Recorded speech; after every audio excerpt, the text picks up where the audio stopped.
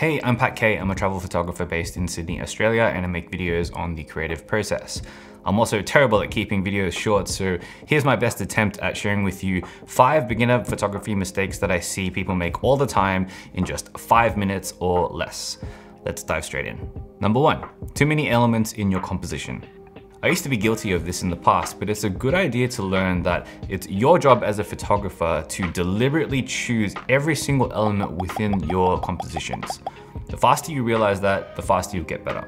Simplify, simplify, simplify. By simplifying your compositions, you're reducing the amount of visual busyness in the image, and you're showing the viewer what's important in your composition.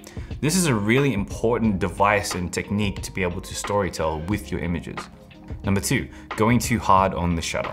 Yes, photography is digital and a single photo doesn't cost us anything, but one mistake that I see beginner photographers make all the time is going too hard on the shutter when shooting static scenes like landscapes or cityscapes. Most of the time, this comes from a fear of not being able to capture the image properly for some reason or another.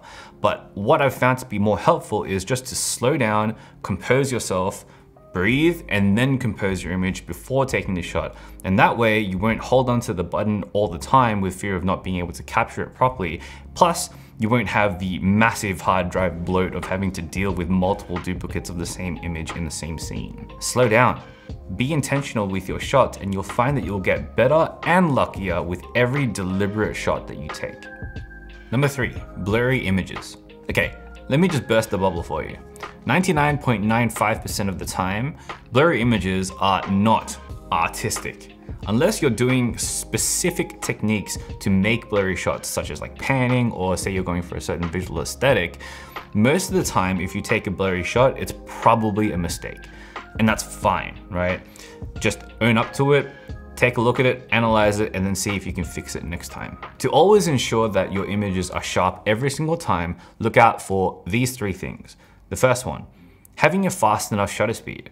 So for static scenes, if you're shooting at 24mm, a minimum shutter speed of 1/24 or 1/50 will be all right. For moving subjects, try to get faster than 1/400 as a minimum. 1/1000 is probably a good idea to aim for, or faster. Number 2, nailing your focus. Especially hard with lenses that use a shallow depth of field like f1.4. But a good tip here is that if you're shooting moving scenes or moving subjects, make sure you're using a continuous autofocus mode so that you're constantly pulling and getting that focus right. Steadying yourself, making sure that your frame is solid and rigid, because camera stabilization isn't magic. It will help, but it doesn't always solve the issue.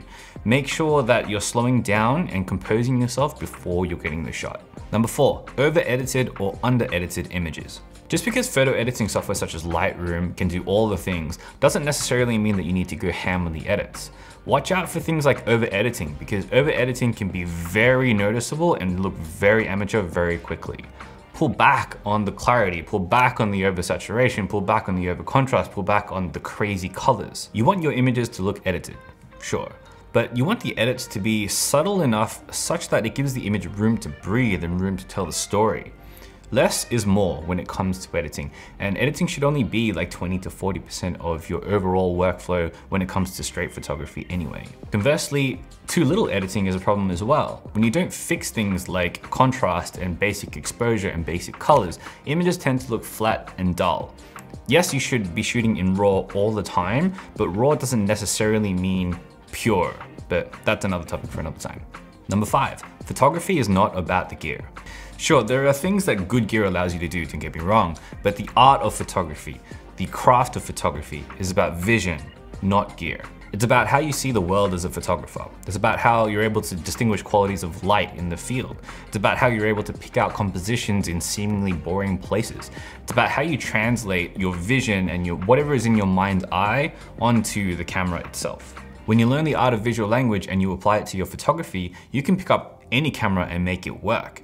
And that's what I'll be continuing to teach right here on this channel. Okay, that's it for this video. I think I made it in 5 minutes. Hit that like button if you enjoyed it, subscribe, or visit me on Patreon if you want to support me, and go out there and make something that matters. Peace.